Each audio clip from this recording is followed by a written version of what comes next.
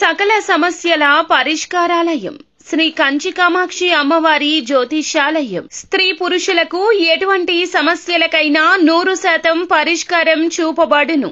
Phone ద్వారానే జ్యోతిష్యం చెప్పబడును. ప్రేమ సమస్యలు, పెళ్లి సమస్యలు, సంతానం, శత్రు సమస్యలు, పిల్లలు పెద్దల మాట వినకపోవడం, భార్యాభర్తల సమస్యలు, విడాకులు, ధన సమస్య. మీ జీవితంలో ప్రతి ఒక్క సమస్యకు గురువు గారి దగ్గర పరిష్కారం కలదు.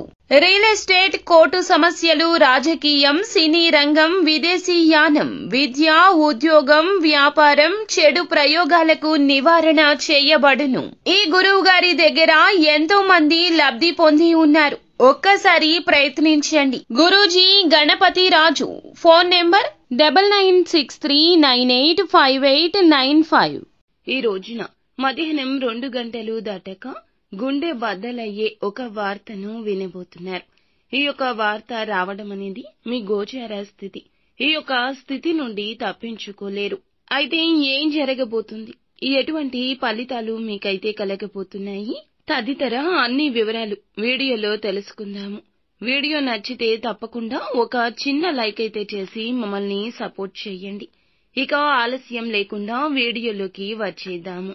ఈ రోజున మధ్యాహ్నం 2 గంటలు తరువాత మీకు కొంచెం ఆత్మస్థైర్యం అవసరమయ్యే సంఘటన ఎదురవుతుందని గ్రహ పరిస్థితులు సూచన. ముఖ్యంగా రవి, చంద్రుల వద్ద స్థితులు కుదరక మీరు ఎక్కువగా నమ్ముకున్న వ్యక్తి లేదా ఏదైనా సంబంధంలో ఊహించని విషయం బయటపడుతుంది. అది కుటుంబ సంబంధిత కావచ్చు, స్నేహితుడి విషయంలో కావచ్చు, ప్రేమ సంబంధమైన కావచ్చు.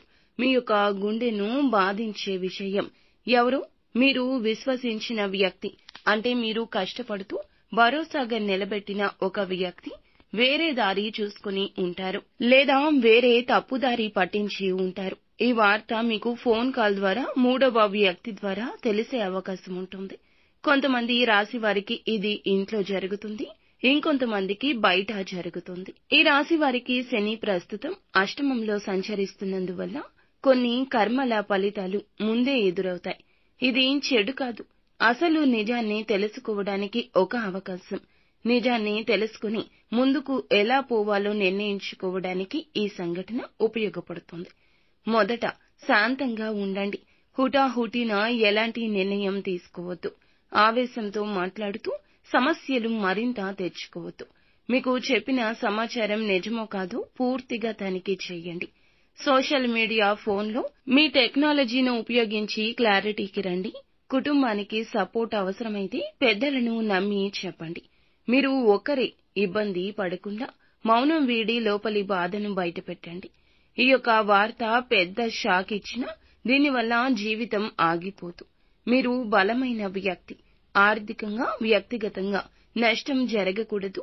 ఆరోగ్యాన్ని కూడా గమనించండి. మీ గుండె బద్దలయ్యే ఈ వార్త భారం పెరగకుండా భగవంతునికి దగ్గరగా ఉంటూ భగవంతుని అనుగ్రహం కోసం ప్రయత్నించండి.